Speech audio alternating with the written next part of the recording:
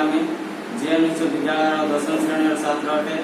मु गोटे प्रोजेक्ट तैयारी करी से प्रोजेक्ट नाम है जल परिचालन सहज उपाय।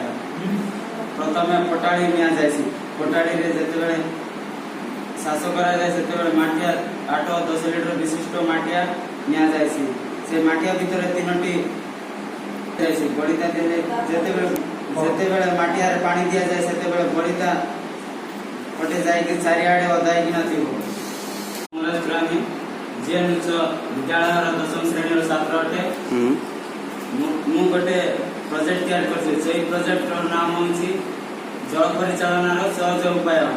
जहाँ कि मु गोटे प्रथम पटाड़ी तैयारी कर जायछि पटाड़ी रे जेतेबेले माटिया आटिया निया जायछि से माटिया भितर तीनोटी बलिता सा भितर पूरा जायछि जेतिया भितर दिया जाय कि से माटी